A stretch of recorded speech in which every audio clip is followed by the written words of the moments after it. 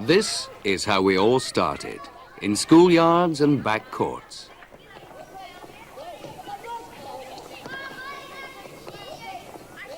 Hoping those backcourt skills would one day lead to this. Yes, Ferguson was a brilliant goal. Here's Bat. There's Dodds, and that's in the equaliser. A brilliant goal by Dodds.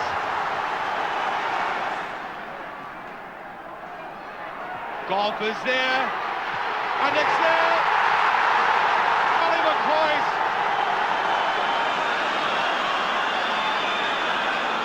Nichols is there, Connor is there, Beck is there. All of them have scored from free kicks outside the box. There's Connor, lofting it in. The header from Mason.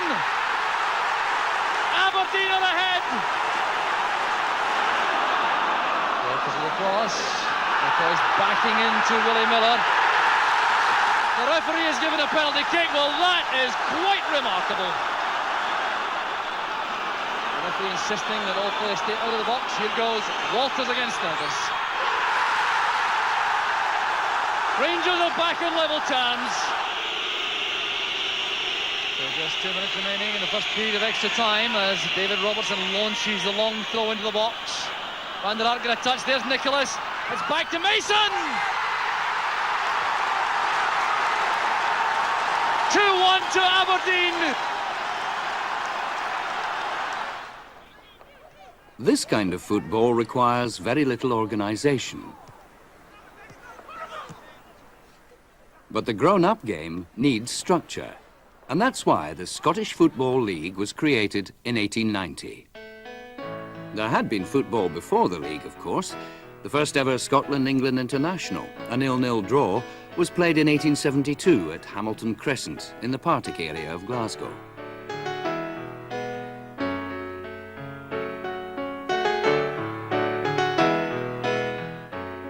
But how to establish a regular programme of attractive games and ensure that they were played? Celtic's original fixture card illustrates the problem. Some glamour matches were arranged against top-class English opponents. Few, if any, games were played during the months of December and January, and some, against the likes of Cambuslang and Victoria, were hardly likely to set the pulses racing. It shows something else, too, that the first round of the Scottish Cup was played as early as September the 7th, and that one of Scotland's most powerful sides, Queen's Park or Celtic, would be knocked out before the season had properly begun. Mr. Peter Fairley of the Renton Football Club thought he had the answer and sent the following letter to his friends. Gentlemen, you are requested to send 2 representatives to attend a meeting to be held in Holton's Commercial Hotel, 28 Glassford Street, Glasgow, on Thursday the 20th at 7:30 p.m. Business? To consider the question of organising league matches in Scotland. And so it was, on March the 20th, 1890, 12 club secretaries met near Glasgow city centre to discuss the plans for the proposed league. 14 invitations had been issued, but Clyde and Queen's Park, the aristocrats of the game, stayed away. Queen's Park, amateurs then as now, believed the new league was bound to encourage professionalism. An 11-club league was formed for the inaugural season, including teams such as Vale of Leven and Renton, who once numbered among the football greats of their time, but were by now little more than village clubs. But Renton didn't last, being expelled for an early flirtation with professionalism, leaving only Dumbarton and Vale of Leven from a county which played such a crucial role in the birth of organised football in Scotland. Over a decade earlier, Vale of Leven enjoyed 3 consecutive Scottish Cup victories. A few years later, their neighbours Renton won it twice, and by going on to defeat FA Cup holders West Bromwich Albion, had the cheek to call themselves champions of the world. A few miles away, along the banks of the Leven, another club was destined to become the first ever champions of the new Scottish League. Boghead Park, the oldest of all Scottish football grounds. It was here that Dumbarton Football Club won the first ever league championship, shared with Glasgow Rangers. The following year, the men from Boghead won the championship outright. But professionalism was coming, despite these brave words from the Vale of Leven chairman. Contestants in the age of the ancient Greeks strove harder for the honour of being the victor than the paid athletes of these days do. I strongly urge all players to keep themselves free from the stain of professionalism. This was a pious hope. By the early years of the new century, players such as Bobby Templeton of Kilmarnock were making £5 per week and being put up in the local Temperance Hotel. There was even the beginning of player sponsorship. The great Jimmy Quinn of Celtic advertised a product with the marvellous name of Bogue's Rheumatic Rum. Other players did even better from the game. The Queen's Park and Rangers player R.S. McCaw put the money he made from football into a sweet shop, which earned him the nickname of Toffee Bob, and incidentally also made him a fortune. Great players and marvellous club achievements were popularising the game throughout the land. In the 1898 season, Glasgow Rangers completed their league programme without conceding a single point, an accomplishment which has never been equalled and can never be surpassed. Everywhere, Scots played football in their leisure moments. They played it on Sunday school picnics, on works outings, often not bothering to remove their caps. But then, neither had the earliest players. The network of league clubs was beginning to spread beyond the central belt, with the inclusion of Kilmarnock in Ayrshire and Raith Rovers from Fife, as well as Dundee from Tayside and Aberdeen from the north. Indeed, two of those teams, Dundee and Raith Rovers, provided us with some of the earliest recorded film footage of league football in Scotland when they met at Dens Park in 1911.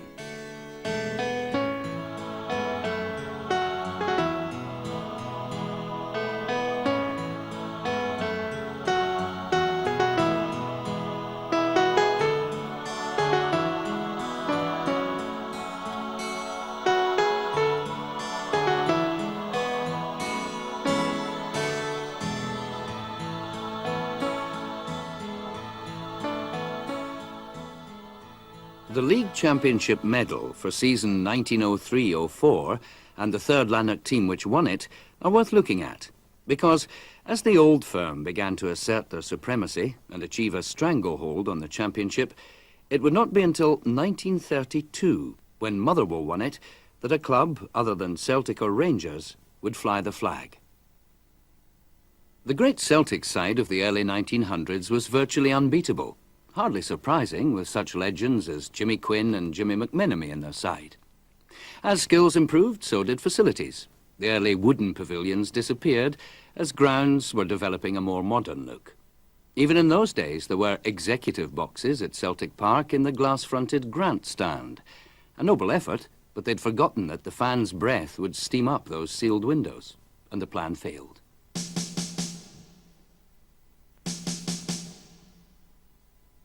The outbreak of the Great War in 1914 brought enormous problems for the game.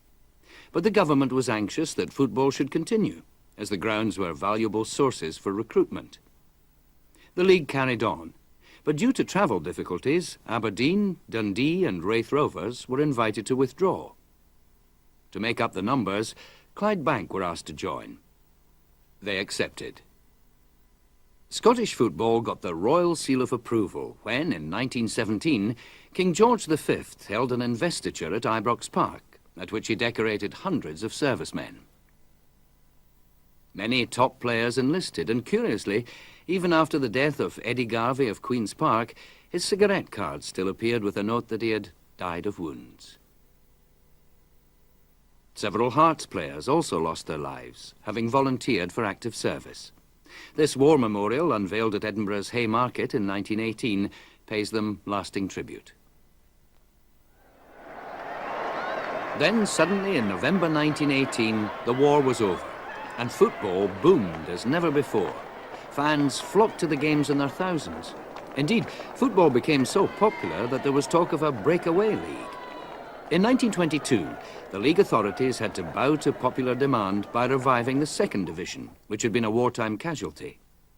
As that boom continued unabated, a third division was formed in 1923, bringing league football to such unlikely places as Annan, Beath, Clackmannan and Lochgelly. In Lochgelly, a local cinema owner who usually filmed the matches placed a great deal of emphasis on crowd shots, knowing that a week later the fans would flock to his cinema to see themselves, as well as the skills of the stars on the park. However, teams like Lochgelly hadn't the resources for regular league football, and within a matter of years they, like the third division itself, had disappeared. So, who was to mount the challenge to Rangers and Celtic? Airdrie had done their best in the 20s to break the old firm's stranglehold, helped by the blossoming talents of a young inside forward who was beginning to make a name for himself. They had a wonderful team when I went there, and they taught me all that I knew, or all that I know about football. We had Jimmy Reid, outside right, old Jimmy, and Willie Russell, who was an artist. Then you had a wee lad that you never heard of, Hughie Gallagher. He made life very hard for himself and for us, because he was a wee narc, if that is allowed. But Hughie Gallagher was allowed to move to Newcastle United, where he was to become a football legend. And Bob McPhail himself joined the all-powerful Rangers side of the late 1920s. And it was left to the Diamonds' neighbours Motherwell to challenge the Ibrox men, which they duly did by winning the title in 1932, their sole major title success. Although with forwards of the calibre of Bobby Ferrier, Willie McFadgen and the great George Stevenson, the Steelmen came close on 3 other occasions. But Rangers were virtually invincible in the 30s. A decade which began with the death of that prince of goalkeepers, Johnny Thompson of Celtic, who was killed as a result of an accidental collision with Rangers' Sam English, whose first concern was clearly for his injured opponent.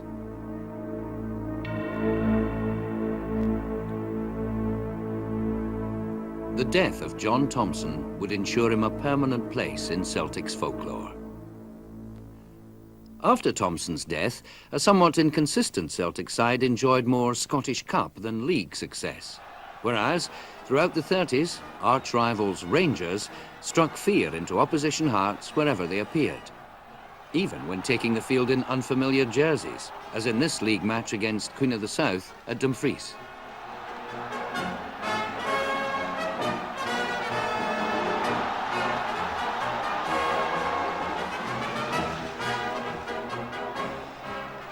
At this time, Rangers were the aristocrats of Scottish League football, with a side full of famous players. And Bob McPhail recalls perhaps the most celebrated of them all, Alan Morton. He was Pocky, a good player, and if I wasn't giving him the ball, or enough of the ball, he would shout to me, "Oh, Bob!" And, "You forget me? I'm here."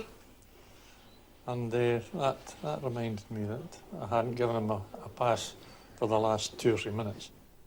Of course, not all the game's aristocrats played for Rangers. There was Jimmy McGrory of Celtic, for whom Hampden was as familiar as Parkhead. He played in the 1937 Scottish Cup final, which attracted a record attendance for a cup tie of over 147,000 people.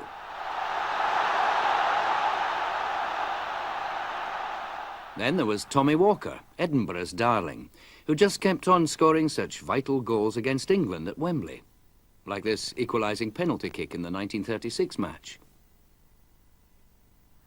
And in the 1938 visit to Wembley, the Hearts forward scored the only goal of the game. Scotland plays England each year at Hampden Park, alternatively with Wembley. The teams come onto the pitch with Scotland in dark shirts and England in white. The 1938 match played at Wembley was won by Scotland.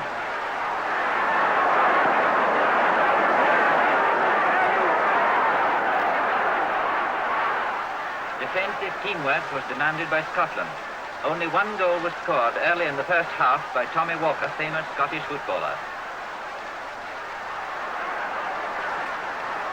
A super goal, which the crowd would only have had a split second to appreciate. But we can see it again in slow motion.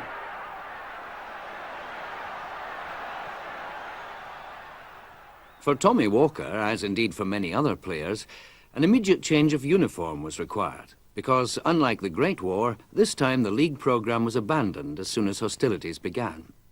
Willie Thornton won a medal of a different sort, the military medal, but a mere war didn't stop him from playing his football. I was 4.5 years overseas, through the Middle East and through the Italian campaign. We were pulled out of the line on 3 occasions to play against teams who have flown out. Matt Busby brought a team out once, so Stan Cullis brought a team out, and we were the 8th Army team, which included an outside left who played with Willie Waddle with Strathclyde, Charlie Adam. There was some competitive football played throughout the war, from which important innovations emerged, like summer football and the League Cup competition. The war also provided an opportunity for small-scale fundraising events, like this charity match at Bog Head in 1945 between Dumbarton and Hibernian, which seems to have been taken more seriously by the players than some of the spectators.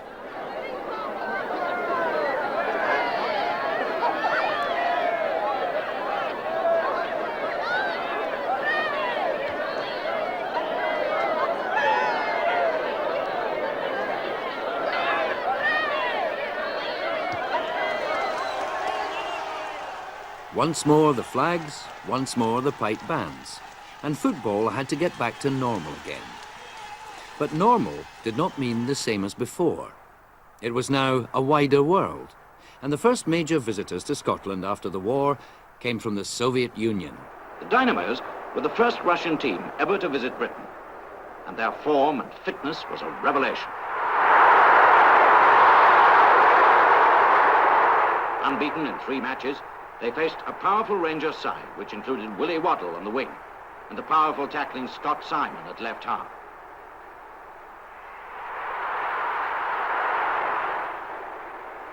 But it was Rangers who took the honours. They were freshest when the final whistle blew. They left the Russians decidedly groggy. Scoring that penalty was Scotland and Rangers captain George Young. Here, he shows how to do it in an instructional film of the time. Jackie Husband and Willie Waddle were there too.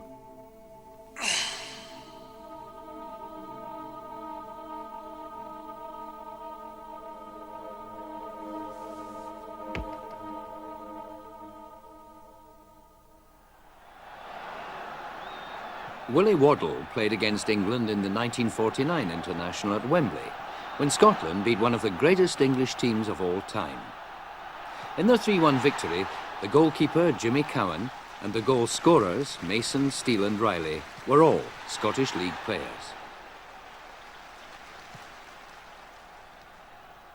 Mason got the first.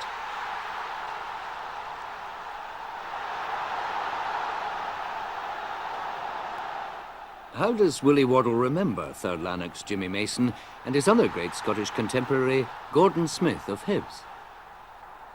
Mason was studied and took his time to size things up and judge where the opposition was. Jimmy Mason was a great inside forward. A great football brain, and not at 100 miles an hour.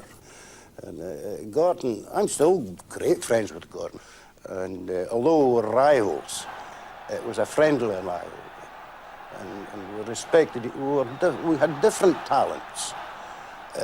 Gordon had the added quality that he was good with the ball tight at his feet. I needed a bit of space. And space was what the Hibernian team put between themselves and the rest of the First Division in the late 40s and early 50s. The famous 5 were indeed a formidable force. But it takes more than 5 players to win championships like they did. Hearts responded to Hibs' success, and suddenly Edinburgh was stirring. For the first time in 50 years, Hearts started winning competitions. They brought 15,000 people to Palmerston Park in Dumfries on this particular day in 1950.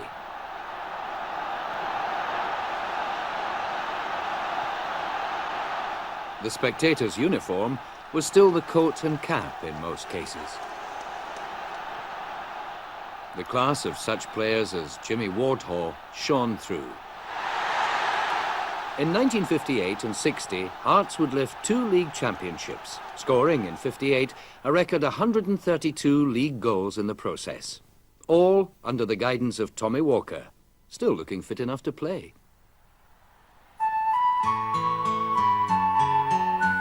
In 1957, no one could have predicted the outcome of the League Cup final when Celtic went in as underdogs against their arch-rivals Rangers. It really did seem that every time Celtic attacked, a goal came along.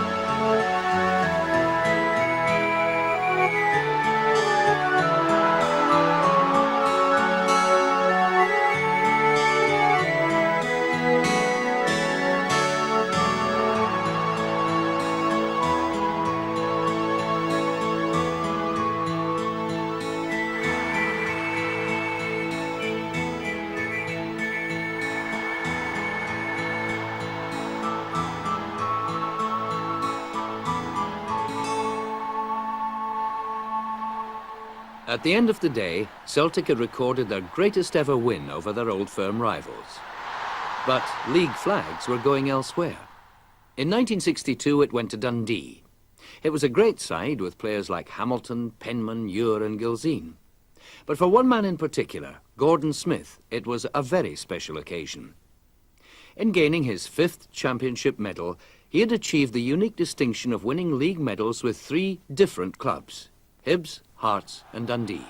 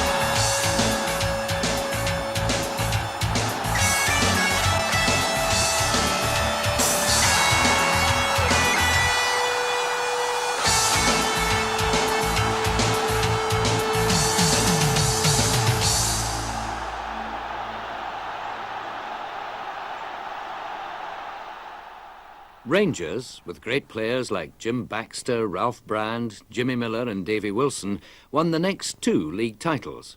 And in 1964 they won the League Cup as well, beating their oldest rivals 2-1 in the final.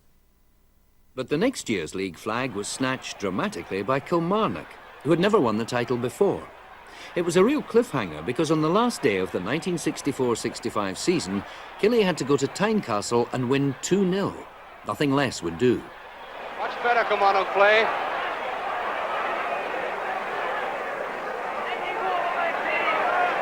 Still McAnally. McLean. It's a beautiful one. Schneider's a goal!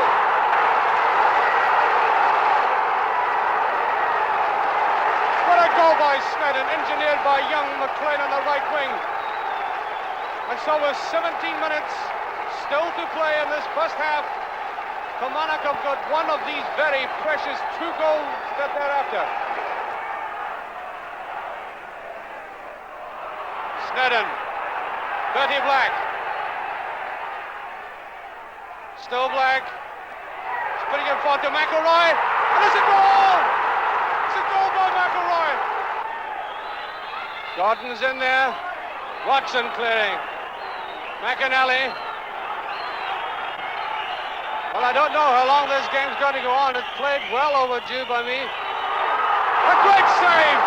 Magnificent save by Ferguson. Willie Waddle has gone mad. He's running onto the field. There is Willie Waddle. Right on he goes. There is Willie Waddle, and what a joyful man he must be. Fantastic scenes. Waddle being hugged by supporters, by players, and if ever a man has gone out of Scottish football with a blaze of glory, it's Willie Waddle. They were good players with a bit of pride. They had pride in Kilmarnock at that time, which I'm a wee bit sorry about. It's gone out of the game professionally now. But professional footballers in these days were proud fellows. Having won the league championship, I said to myself, well, Waddle, you can't do any more. You can't do any better. You'll only go back the way. And in my playing days and in my managing days, I went out when I felt I was at my peak. And I never regretted it. As Killie were winning that title in Edinburgh, Celtic were taking the Scottish Cup at Hampden. 6 months later, they were back there on League Cup business. Beating Provan on the outside, then trying to swing past him. Penalty. Second penalty of the match. This time the man who's penalised is Provan. So, Rangers 0, Celtic 2. Final score 2-1, and the start of the greatest trail of triumph in the history of League and League Cup competition. Big Jock came back and certainly inherited a very talented squad of players, but he developed them and persuaded them to perform to their potential. Yeah, he changed things dramatically. He asked players to do the things that they were capable of. He never asked for any complicated tactics. Everything was straightforward, and everything was refreshing, and everything was fun. In the early days, it was marvellous. It was terrific. You enjoyed coming to training. You enjoyed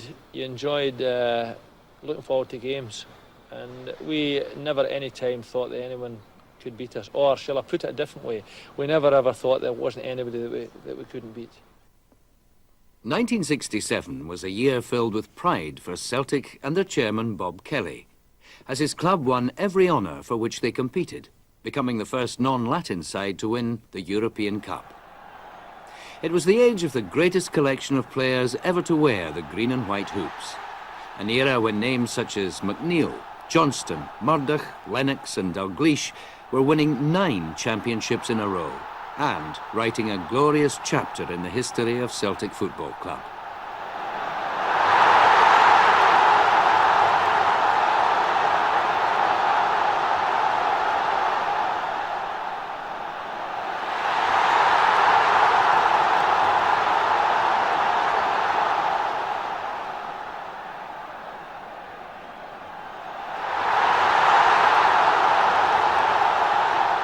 In the League Cup finals of the late 60s, Celtic could do no wrong, winning the trophy in 65, here in 66, and on through till 1969. But perhaps their most breathtaking performance came in the semi-final against Morton at Hampden in 1967. Craig. Wallace. Johnson allowing it to run Hughes.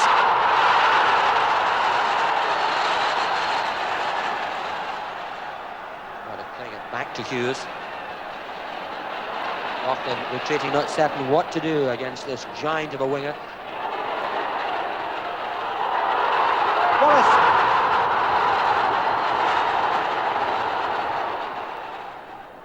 Arentoff.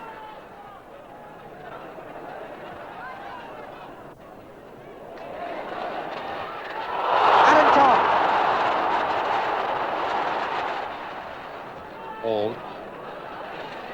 Murdo. Lennox is onside.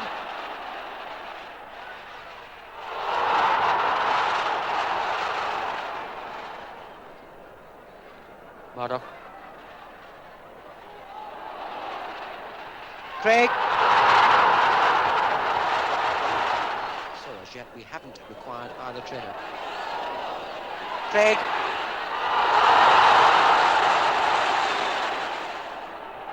Hughes.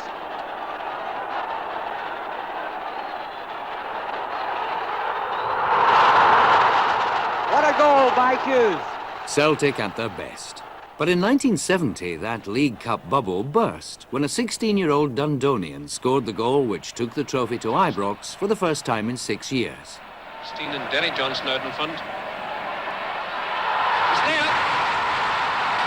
Centre forward Johnston scores. A beautiful header from Willie Johnston's cross. That Derek Johnson goal is now part of Ibrox folklore. But a year later, Celtic were back in the final, their opponents Partick Thistle, and it was to prove the most dramatic upset in the history of the competition. And it's a goal! Ray scores for Thistle. McQuaid flicking it forward to Bowen, on to Laurie. Laurie, edge of the box, inside, right foot shot to the far side, and it's there! Laurie scores a sensational goal. Laurie with a corner, up go the heads, it's chance for Thistle, McQuaid scores! A sensation! 30 minutes played and it's 3-0. Taken by Laurie, in comes Bowen, walks the ball into the net! It's 4-0. Final score, 4-1, and joy for the Giants. But sadly, back in 1967, and little more than a goal kick away from Hampden Park, an old friend had died of neglect. Third Lanark were no more, and all that remained were memories of the great Third Lanark stars whose skills had once graced Cathkin Park. Even among the dereliction, football went on, as it does to this day, on the newly landscaped site. But while Third Lanark were grinding to a halt, the Celtic League flag bandwagon went on and on. And in 1973, they sealed one of their closest fought titles with this victory at Easter Road.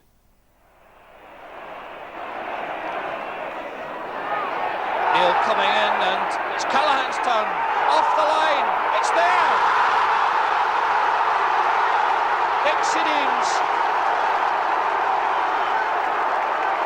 And McGrain breaking quickly. Celtic have extra men, Johnston on the right. Dalglish, and mix-up, it must be Kenny Dalglish. And the Celtic fans urging them on. He going round, and there it is. Dick Sidines gets his own second goal, Celtic's third. A historic moment for Celtic. And there's the Celtic skipper, Billy McNeill, being congratulated sportingly by Eric Shadler, but look at the joy on the Celtic players. 2-goal Dick Sidines, 1 from Kenny Dalglish, and Celtic taking the deserved cheers of the packed crowd here at Easter Road. The wind of change was about to blow through Scottish football's corridors of power. Talk behind the closed doors at league headquarters was of reconstruction. It came about in season 1975-76, but not before Rangers had clinched the last old-style First Division title. Picked up by Stanton, Shadler and Duncan on the left. Shadler sprinting downfield, and that's a nice cross. There's a great chance for Hibs, and the ball's in the net, and it's a goal. Rangers trying to keep the pressure on. McLean out to Jordan.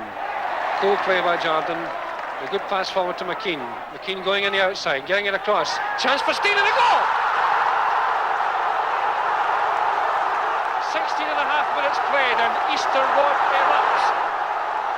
And it's all over, and Rangers have done it. There's Jock Wallace, and there's Sandy Jordan, and that's the picture that says it all. After 10 long years, Rangers have won the Scottish First Division Championship. There's John Gregg with Jock Wallace. I had a hard time with injuries that season, and we hadn't won the league championship for a long time. And Jock Wallace, the manager at the time, had arranged with Sandy Jordan, who was a very close friend of mine living next door to me in Edinburgh. Sandy came off near the end of the match to allow me to go on. I wasn't fit to play, but it was a gesture that I really appreciated from the management at the time. And I went on there, and we managed to win the championship that day. And yes, it was a special day. Those Rangers fans, having enjoyed the winning of the last old-style title, also had cause to celebrate when, in 1976, manager Jock Wallace steered the Ibrox men to the first ever Premier Division flag. Wallace, by his own admission, was Rangers daft, and the club were to go on and win 2 trebles under his inspiring leadership. But the old firm domination of championship wins ended in 1980. Northern lights were now shining, and never more brightly than when Alex Ferguson's Aberdeen side ended the 15-year Rangers-Celtic stranglehold on the title. And again, McGee with a great chance. It comes loose, and it's a goal by Watson. Kennedy once again. Curling towards Archibald. It's a good touch in. What goes? Sin, yes. Scanlon the scorer. Kennedy. Archibald. Now McGee. Still on it. Great run by McGee. Does, yes. Been far from a classic. But Aberdeen have done exactly everything right from this beautifully inside. Watson. Oh, the bar. Scanlon. Yes! What a marvellous goal to finish this match. And that's it. They have won. Alex Ferguson is on now in the penalty area. That is it. Aberdeen have definitely won the championship. When I went to Aberdeen, you just knew that some of the players they had, they weren't going to win the league. I'd 1 or 2 important signings. Mark McGee was important, Peter Wee was important. And they become influential in winning the league. But once you win the league, with anything else, success breeds success. Players could believe in themselves. Aberdeen supporters were able to stick their chest out with pride in the type of side we were building, and it just got better and better. And it got to a stage where Celtic Rangers were planning against Aberdeen to stop them playing, and that was a great testimony to the excellence of the Aberdeen team. But there was another light in the north to contend with. Jim McLean's Dundee United, who, along with Aberdeen, made up the new firm, which throughout the 80s was to mount a major challenge for honours. Kirkwood is still down, but that's a good ball to Pettigrew. Still a chance. He scored. 14 minutes gone. Dundee United have taken the lead. Holt. Sturrock on the left again. Fleming is inside. That's Pettigrew done it.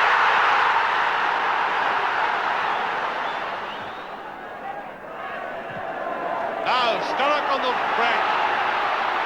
Willie Pettigrew's inside and he's on the clear. When he takes it off, an own goal. 3-0. And there it goes. The final whistle. United have won the Scottish League Cup. There is Jim McLean, having been near honours so often. And this is United's first major win in their long history. And Paul Hegarty lifts the League Cup. And it was to prove no fluke. They were back at Dens the following year, retaining the trophy against city rivals Dundee. And by an amazing coincidence, it was also at Dens Park on the last day of season 1982-83 that United secured Scottish football's greatest prize. Milne wriggles clear, might just get the chip, and he does. He's scored. Oh, what a great goal.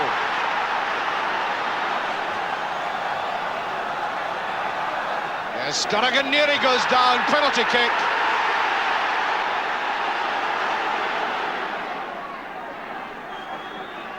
Bannon against Kelly. He saved it. That's it though. The second. Fraser. Up come the blue shots. There's Sinclair trying to get in. Ferguson. He's done it. 2-1. If it is possible, I have my eyes on the referee. It's gone. That's it. The finish. United have done it for the first time in their history. The Scottish Premier Division champions, and there is a man. He has been a great manager, and winning this title is the outward manifestation of it. And no doubt he'll bring himself tonight to a smile. I would now say that the Premier League has been very good for Dundee United, in that the closeness of games has meant that other clubs have been able to beat Rangers and Celtic, and therein lies the tale why Dundee United were able to win the Premier League, because make no mistake, we could not win the Premier League on our own. And I remember Alex Ferguson saying to me years and years ago that we need each other. And I was wondering what he was at, because as always Fergie was very shrewd. But after we discussed the statement he made, it made me realise that we do need each other, and we more than any, and I mean the provincial clubs, need every other provincial club to take points off Rangers and Celtic, and then at the end of the season one of us can sneak in and win the title. The arrangement certainly seemed to be working. With Aberdeen taking the next 2 championships, it meant that for the first time ever, the title was won 3 years in a row by clubs other than Rangers or Celtic, shifting the balance of power from the West Coast to the East.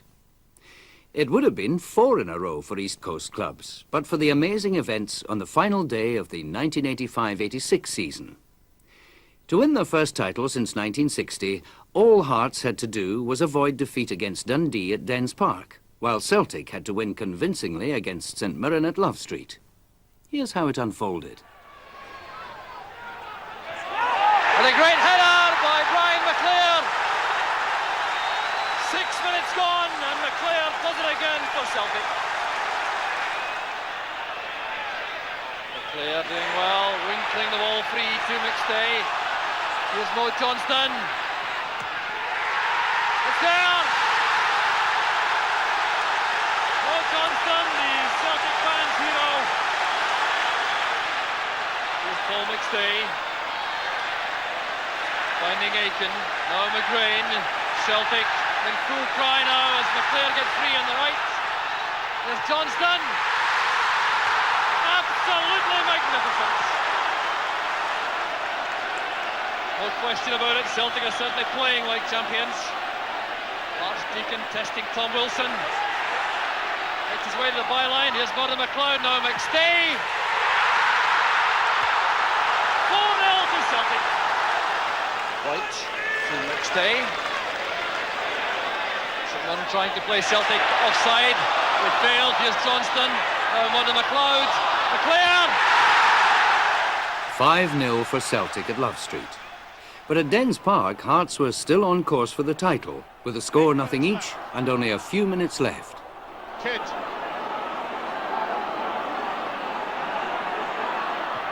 Run is good round the outside, and McDonald happy to step in, concede that corner kick. Swinging in and swinging in very dangerously. There's a goal! Kidd has scored! Paul McStay. Stuart, you need 2 bites. Now that must be a goal for Dundee. Sheer bedlam around the stadium. Well, you don't need to hear any more news on that. Dundee clearly has scored at Dens. And let's lift off here at Love Street. And this is now so agonising for Hearts. Will this championship disappear from the very eyes? Kidd. What a marvellous substitution this has been for Dundee and Hearts. Looking slightly ragged, it's a great chance. They've done it! 2-0. A brilliant goal by Kidd, his second. And there's the final whistle. Celtic have won by 5 goals to 0. Eddie McGrain goes on to convey the news of the position at Dens Park. The Celtic supporters invade the field. It's only a formality to hear that Celtic have won the league championship in the most dramatic fashion. Only hearts of stone could fail to sympathise with the Edinburgh team and its supporters.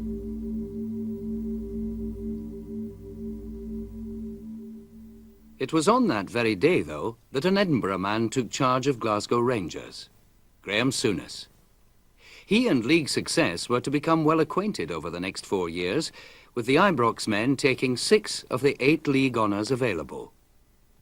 Rangers' last 2 Scottish League championships were won with points to spare. Wilkins and Sterling. And there it is, and it's in! Beautifully by Sterling. Did well to get out of that. Oh. Left it to each other. Look at this comedy of errors with Drinkle. Well, that's not a bad ball, then. A great goal, Sterling. All superbly taken by the big man. He is having a field day.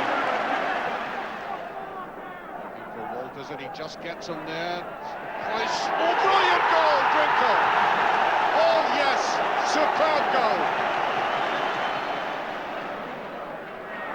Off. Here's Ferguson. On to Cowan. There's the race forward. No offside. Drinkle. And he done it. His second. Rangers fourth.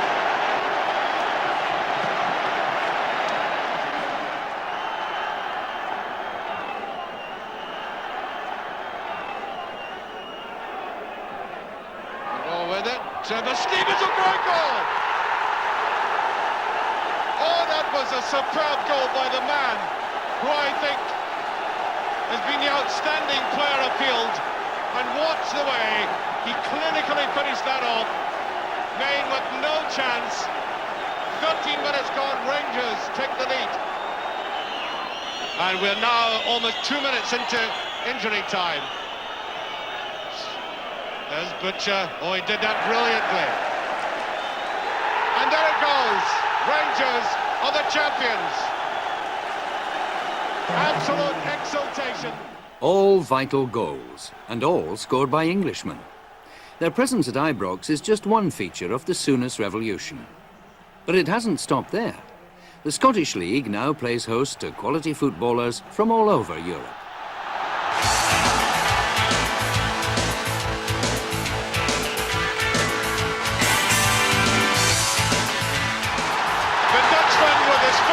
Touch of the ball.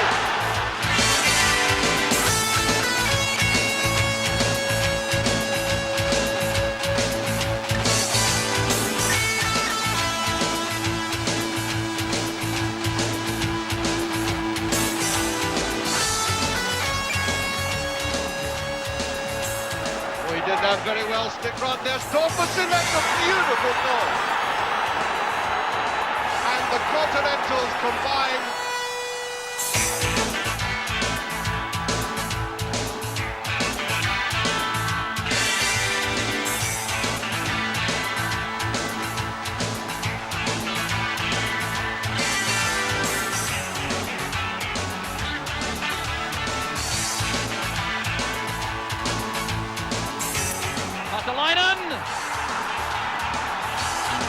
Superbly finished for Dundee United.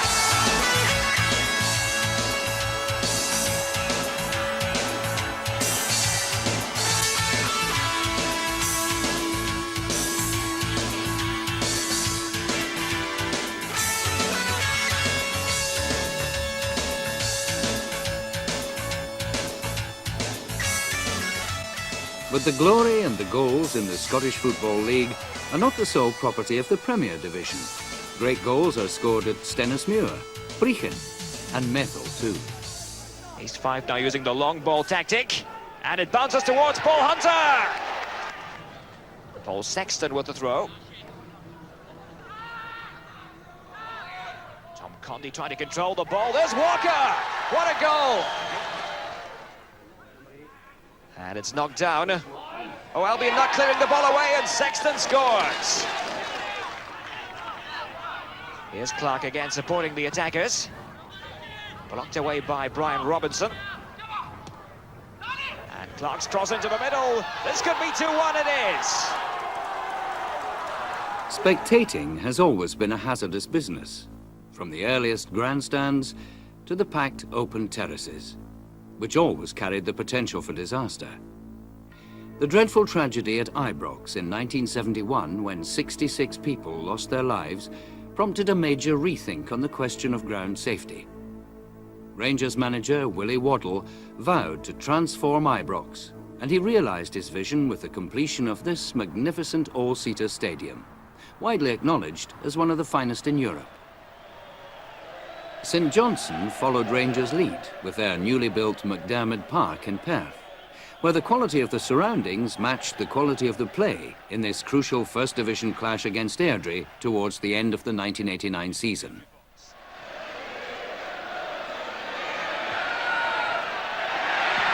First time shot, it was deflected, and Martin pulled off the save of the season.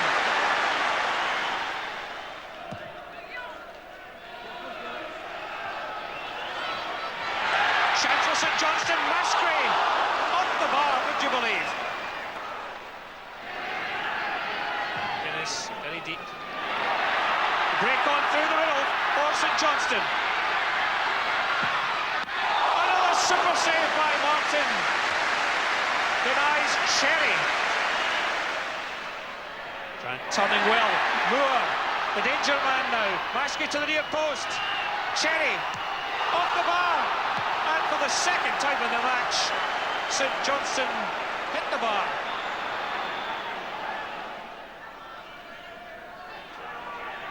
Miss McDonald. Close attentions of trainer. And Mascray slipping McKeown for the first time. St Johnstone attackers making the run. Grant at the far post. Moore, Grant off the bar again. Incredible for the third time.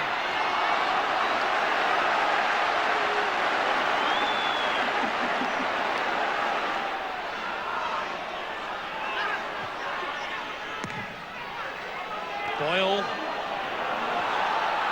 St Johnstone defence a little adrift. Gray. Oh, super goal for Airdrie. 69 minutes.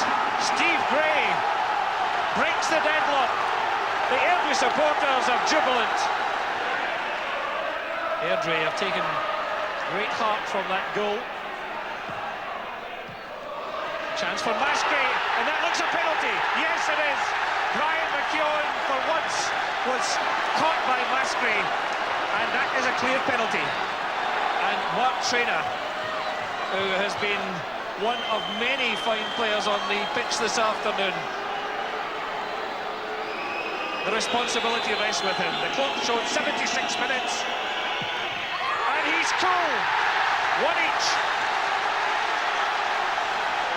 St Johnstone fans lifting their side. One last effort.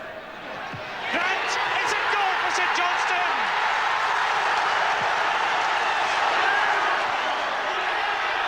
The crowd know we're inside the last minute. Grant to Heddle. He's in the clear. And that finishes it! Kenny Ward inside the last minute. A game that was explosive and exciting, and illustrated all that's best in Scottish football. The shape of things to come? Let's hope so.